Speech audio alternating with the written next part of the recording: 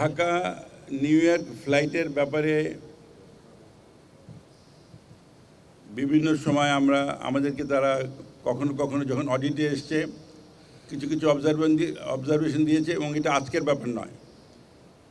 আমি যখন এর আগে বিমানমন্ত্রী ছিলাম তখনও তারা এসছে, যখনই তারা এসছে 3-4টা অবজারভেশন আমাদেরকে দিয়েছে, আমরা প্রত্যেকটা অবজারভেশন একে একে পূরণ করেছি, কখনো সিকিউরিটির ব্যাপারে, কখনো অন্যান্য ব্যাপারে।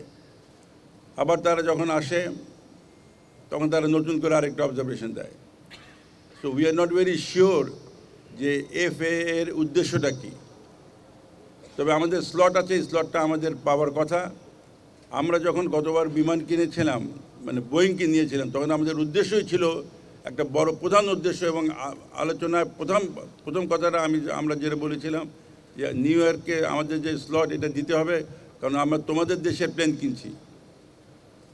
কিন্তু তারা এখন পর্যন্ত বিভিন্ন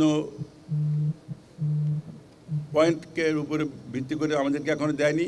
আমরা আলোচনা চালিয়ে যাচ্ছি, সিভিল এভিয়েশনে আলোচনা চালিয়ে যাচ্ছে, এবং তারা যে সমস্ত পয়েন্ট বলছে সে প্রতিটা পয়েন্ট আমরা পূরণ করছি। কিন্তু দুঃখজনক, একবার একটা পয়েন্ট বা 2 বা 3টা পয়েন্ট কভার করার পরে আবার নতুন করে পয়েন্ট দেয়।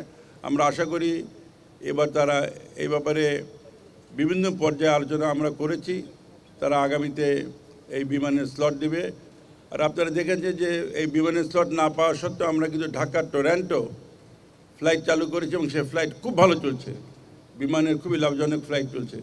সুতরাং আমরা আমাদের পক্ষে যাত্রী সেবা বা আমাদের প্রবাসে আমাদের যে বাঙালি ভাইরা আছে ইংল্যান্ডে, অর্থাৎ ইউকেতে, আমেরিকাতে, তাদেরকে যাত্রী সেবা যতদূর সম্ভব যে কোনোভাবে দেওয়ার চেষ্টা করে যাচ্ছি।